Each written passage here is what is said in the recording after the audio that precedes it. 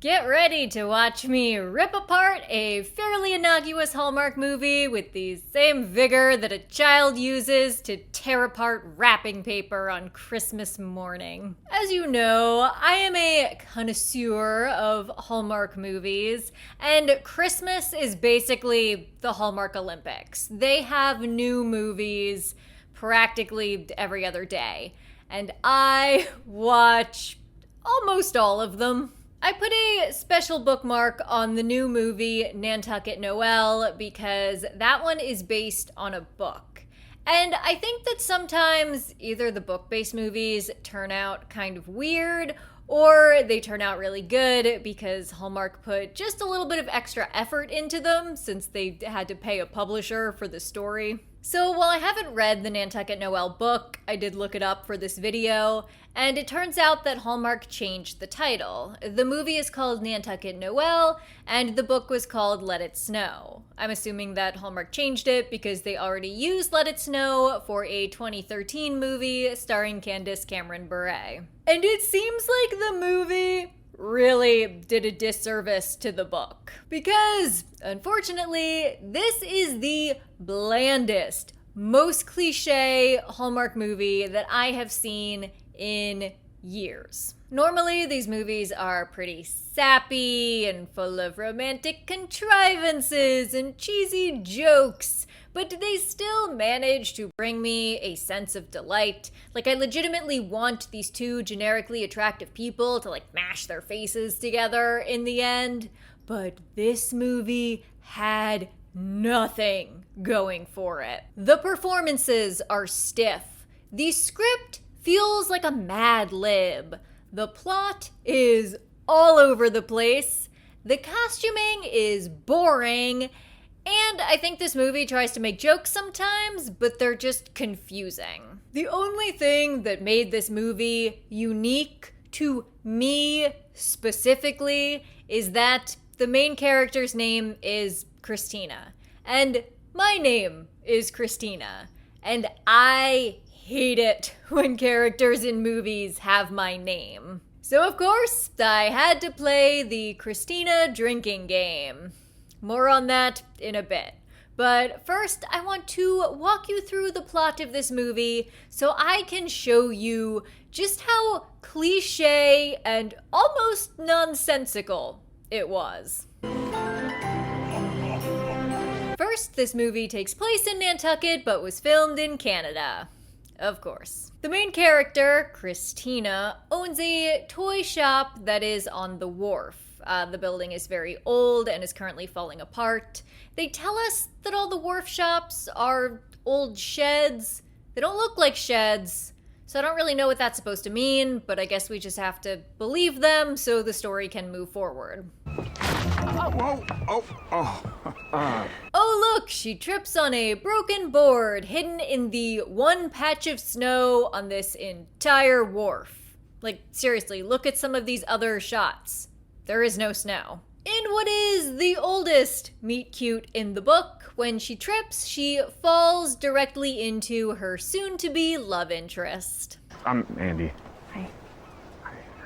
The male romantic lead, Andy, has come to Nantucket with his daughter, Wink. Wink is short for Winifred. It's so cute that it's kind of stupid. Anyway, there is one element that does separate this from other Hallmark movies, and that is that Andy is divorced, and we actually get to see his ex-wife. Good morning, Lauren. Andy? Normally in Hallmark movies, the guys with kids are widowers, and it has been exactly 2 years since their wife died. It's always 2 years. Or if they are divorced, the wife/mother of their child is just completely uninvolved and is living on another continent somewhere. But this mom is still very involved since we see Wink call her 1,000 times throughout this movie. Can I call you every day? Oh, you can call me anytime you want. Mom. Yeah, it's me. Mom! We won the gingerbread house contest. By the way, Andy has the audacity to ask his ex-wife if she got anything for their daughter from him for Christmas. Christmas presents. Right. You didn't happen to get Wink anything from me, did you? We're not married anymore, Andy, so that would be a no. No wonder they're divorced. Andy is a businessman, and his dad works in development and owns the biggest, most expensive house on Nantucket. Andy's dad / Wink's granddad, Oscar, of course, wants to tear down the old wharf and build a fancy new wharf with zero consideration for the existing small businesses. Of course, the small business owners find out they have to move in the most unofficial way possible. The commercial operations will need to be out as soon as possible. Out? But it's Christmas. I understand the timing is tight, but unfortunately, we're on a strict schedule with this one. No, you don't have to go anywhere. There has to be formal paperwork and an eviction notice. A rich man can't just walk up to you on the street and be like, I own this town, get out of here. By the way, Oscar's lines are phrased in the most unnatural way possible to add drama. Here is an example of what I mean. Yes, I thought about revitalization when I read the reports, but seeing it live, that won't be necessary. See? What I mean is, I don't think revitalization will be enough. If you're having dinner and the waiter comes up to you and asks if you would like a bread basket, and you say, that's not necessary, in no world does that actually mean, yes, I would like 6 bread baskets. That's not the only weird Oscar line. Later, Oscar's housekeeper, Janice, gives Wink some cookies to take to Christina and says to tell her that they are from Oscar. Cookies for Christina. Wink, you can say these are from Oscar. And Oscar says, no, please don't do that. And Janice says something or other about kindness at Christmas time. And then Oscar says, it's like she has X-ray vision. And a little kindness at Christmas never hurt anyone. It's like she's got X-ray vision. And it took me rewatching that scene 3 times to figure out that the reason why Oscar said something about X-ray vision was because before Janice came in the room, Oscar was reaching to take a piece of bacon off of a plate, thereby ruining the heart-healthy breakfast that Janice had prepared for him. But when Janice comes in the room, she doesn't acknowledge the plate of bacon in any way. She doesn't, take the plate of bacon back with her. It's just very weird. And then towards the end, Oscar also says, You don't put a Band-Aid on a root canal. You need to drill down to the root and start again. Start again? What does that mean? The point of a root canal is to try and save the existing tooth. You don't, grow a new tooth after a root canal. This is what Oscar says when he sees his granddaughter. And who's this big girl beside you? Hi, Grandpa. You're almost as big as your dad. That is a horrible thing to say to a little girl. Oh my God. Hi, honey. You look like an adult man. Anyway, Christina and Andy continue growing closer. I want to show you something. Where are you going? It's an adventure. But the fact that Andy's dad wants to ruin her life and livelihood is something of a complication. But seriously, you might want to consider moving. Besides trying to get me out of here, thank you for your help. One of the really weird things is that all of the other shop owners on the wharf are pretty excited to take Oscar's very generous monetary offer and leave their shops and move them somewhere else. Well, we might have had a casual encounter with the Oscar Biddlesman last night, and he might have made us an incredible offer. And we might have taken it. What, you took it? It's really only Christina that's fighting him, and as we progress into the movie, she is literally the only person trying to save the wharf. Oh, just my big pitch to save the wharf. How's it going? Well, I'm the only one left, so. Everyone else has left, and is telling her that she should leave too. There's a recurring theme about how mermaids are good luck, and Christina's mom painted a mermaid mural, and apparently she saw a mermaid once. You know, Nantucket is mermaid country. Legend has it they live just off the coast here. Will I ever see a mermaid, Mom? I'm sure you will. You think we'll see a mermaid? We might. They're probably watching us right now. But the only place I know for sure there's been a mermaid sighting is in Mermaid Cove, right over there. My mom used to say, if you see a mermaid, your troubles will fade and blessings will find you. You ever seen one? Still waiting. And this plot goes nowhere. There are no mermaids in this movie. Andy and Christina watch a Christmas boat parade. They go Christmas tree shopping. They go caroling. They join a gingerbread house building competition. Like, there is so much cliche Christmas stuff just crammed in this movie. There's also an old Christmas movie matinee. And that's exactly what the sign says. Old Christmas movie matinee. What Christmas movie? It's a Wonderful Life? Frosty the Snowman? Muppet Christmas Carol? You can't name a specific movie. You don't have to pay them any rights if you just say the name of the movie, I don't think. There's also a subplot about how Wink is apparently having trouble adjusting to the divorce, and she's acting out. But the only example that we see of this is at the beginning of the movie when she attempts to shoplift a mermaid toy from Christina's store. And then Wink apologizes, and she works there the next morning to make up for it, and then she apologizes again to her dad later in the movie.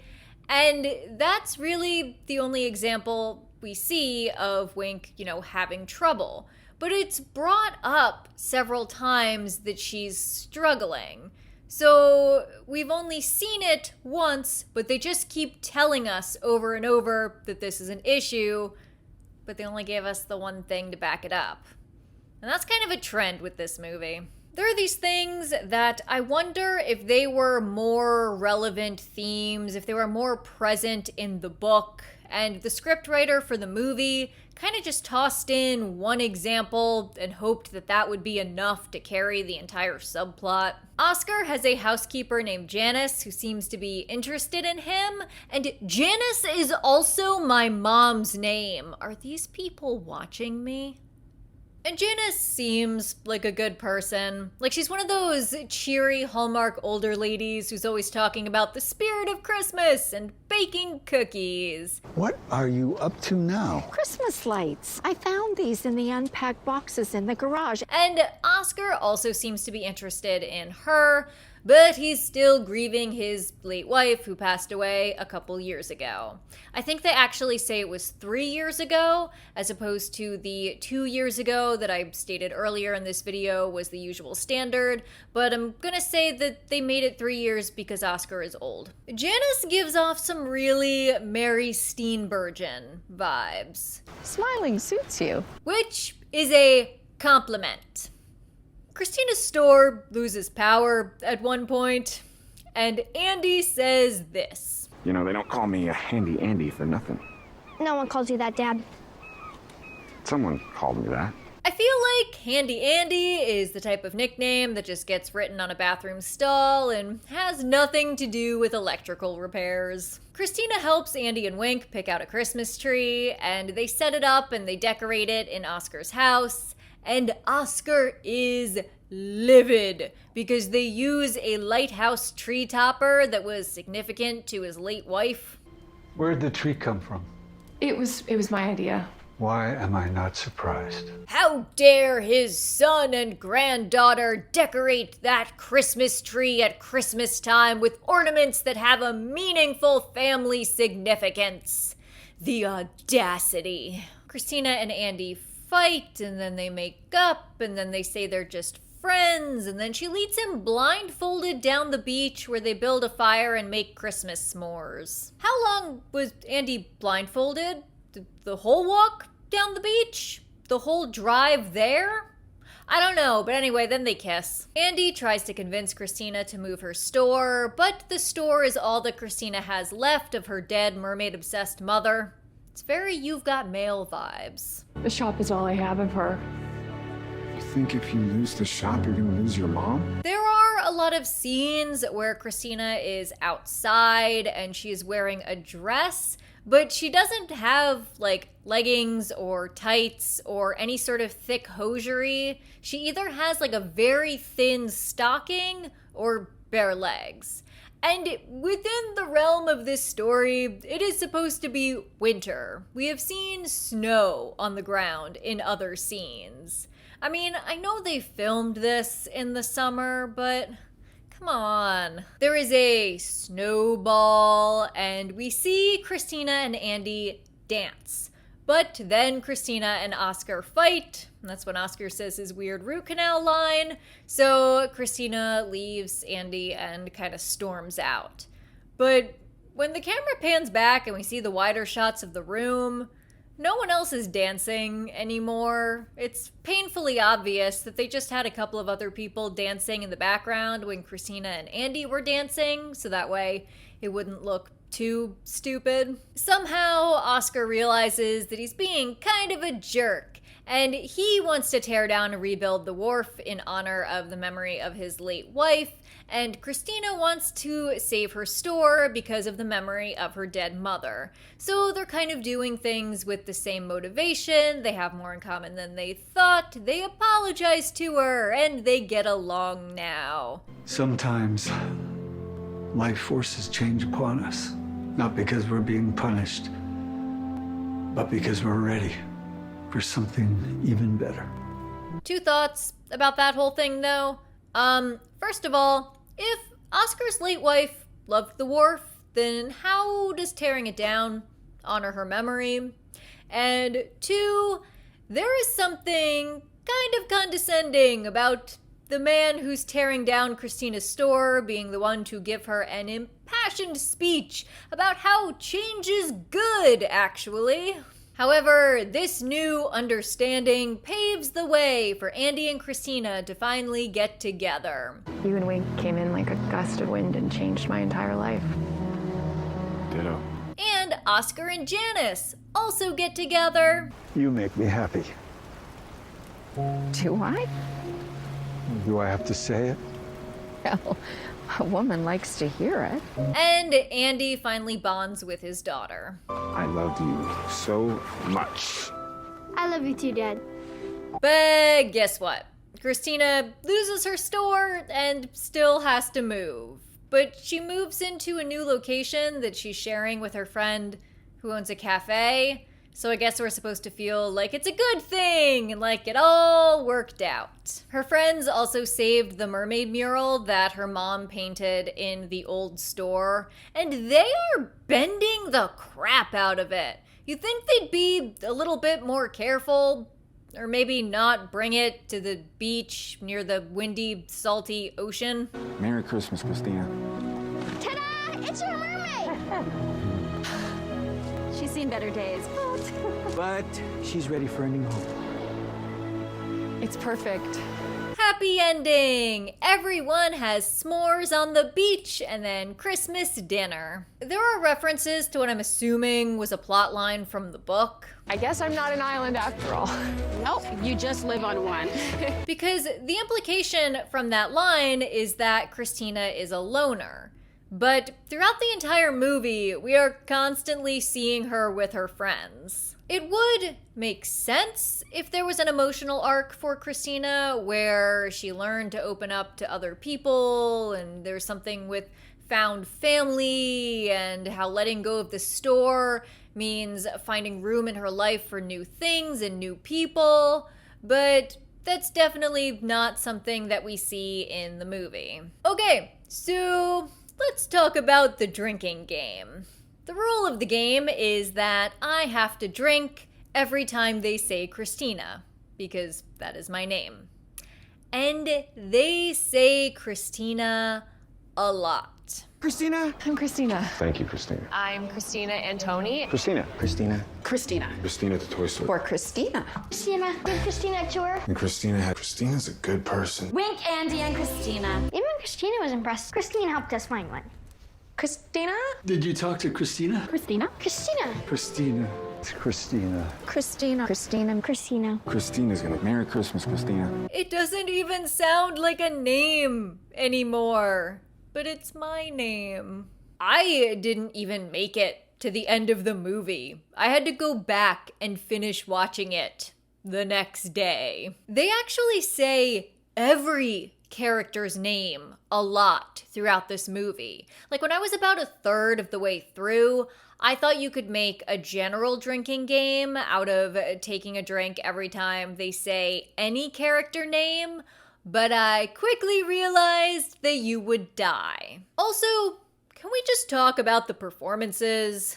Everyone in this movie is so stiff. The worst ones are the grandfather and the kid, Oscar and Wink. But Wink is a child, and I shouldn't make fun of a child.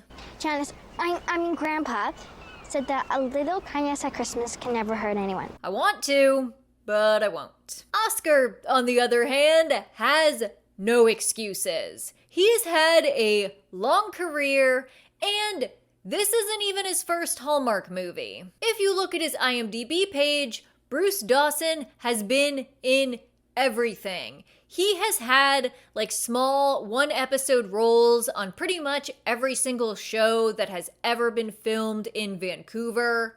Smallville, Supernatural, Stargate, both SG-1 and Atlantis, and the L Word, among so many others.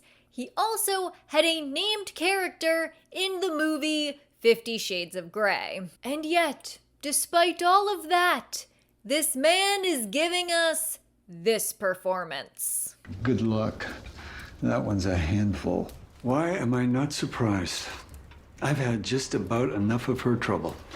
Now, I have a meeting to get to. I looked up the book summary, and there appear to be some serious differences between the book and the movie. First of all, Andy is not Wink's dad. He's actually her uncle. Wink's parents are divorced, but her mom is Andy's sister. Secondly, Oscar is Christina's landlord. He is not tearing down the wharf, but he is raising rents 20%, which makes a lot more sense, and he announces it in advance via official letter, like a normal business person. It's funny looking at the Goodreads reviews for this, because a lot of them compare the book to a Hallmark movie, and this was long before the Hallmark deal was announced. My new life goal is to write a book that gets turned into a Hallmark movie, but I don't know if I can. There's too much darkness inside me. Anyway, yay! Christmas movie! Speaking of darkness, my shirt has the classic picture of Krampus with a sack full of children, and it says, "My neck, my back, my naughty children's sack."